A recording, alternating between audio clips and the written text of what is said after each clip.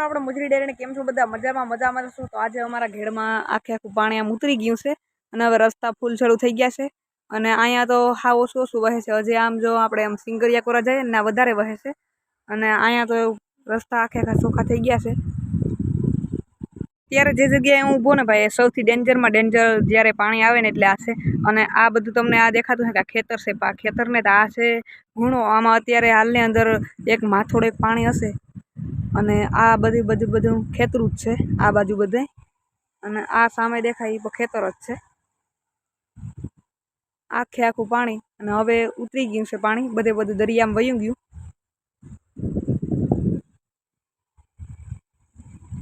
પાછો અમારો ઘેડ જે હતી એ સ્થિતિમાં થઈ જશે. આખે આખો ઘેડ ખાલી થઈ જાય અને આખે આખું હવે પાણી ઉતરી ગયું છે. જે પાણી આમ જાય કળશ બાજુ આ પાણી બધું ભાદર નદીમાં મળી છે અને ત્યાંથી જાય બધું પાણી દરિયામાં.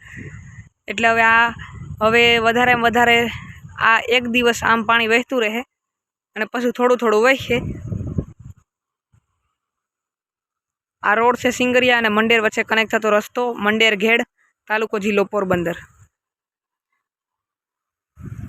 અને પછી આમાં હાવ હુકાઈ જાય એટલે પાણી આમાં સણાનું વાવેતર થાય. હવાર જો હજે તો આમ તમારી જ્યાં નજર પૂગે ત્યાં સુધી આખે આખો ઘેડ ભર્યો જ. પણ એવું ટૂંકમાં રસ્તા ચાલુ થઈ ગયા અને આજે છે રવિવાર અને આપણે 2 થી 3 મિનિટનો જ આપણો વિડીયો આવશે.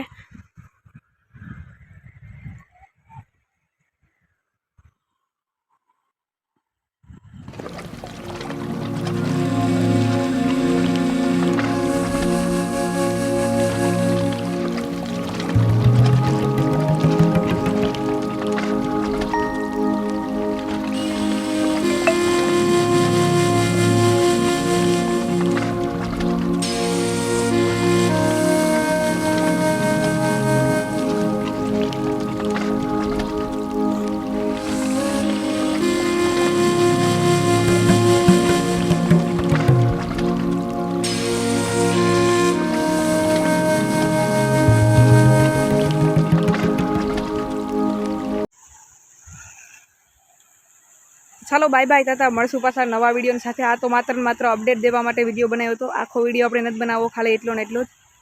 અને ઘણા બધાના સવાલ હતા કે પાણી ઉતર્યું કે નથી ઉતર્યું. તો પાણી હવે ઉતરી ગયું છે અને રસ્તા પર ચાલુ થઈ ગયા છે. કોઈને પણ અવર જવર કરવી હોય તો હવે આરામથી કરી શકો છો.